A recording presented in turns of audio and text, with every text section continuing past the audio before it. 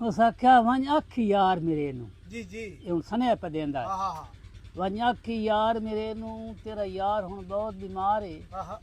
ना कुछ खांदा है ना कुछ पींदा है वो रोंदा ज़ारो ज़ार है जी हाँ जी हाँ हट्टियां ते मुक दारू गया ते गुलदा सामोल यार है हाँ हाँ हफुन सी सिरांदी रखिया मेरे ढोल दी मौत तैयार है ओए हुण तो थोड़े आवन कर मून तो मौत ही तैयार है हफुन सी तक हाँ हाँ जी जी हाँ नहीं हो सका रोग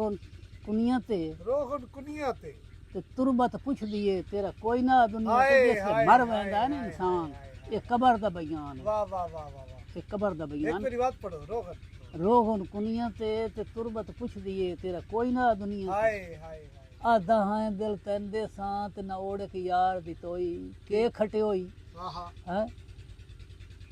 आधा है दिल तंदे साथ न ओढ़ के यार दी तोई के खटे होई सारी हयाती तेरी नौकरी कीती तन जरा इंसाफ की तोई के खितोई के की तोई हाँ उस आख्या नहीं सब टुरदा वल पा के उजड़े नूं डिठे रोंदे कदन गल आ गल्ला के वत उस आख्या नहीं उहे अखी भाल वे माई ते जड़ियां लोकां वल पलेना हाँ हाँ शौक है दीदार तेरे दी तू मैथू शर्म करे ना करे ना दुल्ले नैन ते खुलियां हुल्फां सानू गल्लां दे नाल भी लेना है हाँ हाँ ये ना या नीया तोड़ चढ़न से साडे घरों क्यों बाहर वजाना हाँ चोला जन दर्दी दा ते सोहणे सजणा दा होंदा बोलण मर्जी दा ਉਹਨਾਂ ਦੀ ਮਰਜ਼ੀ ਹੋਵੇ ਤਾਂ ਬੋਲਿਆਂਦੇ ਨਾ ਹੋਵੇ ਤਾਂ ਨਹੀਂ ਬੋਲਿਆਂਦੇ ਕਾਂ ਉੱਡ ਗਿਆ ਕਾਂ ਕਰਕੇ जी जी हाँ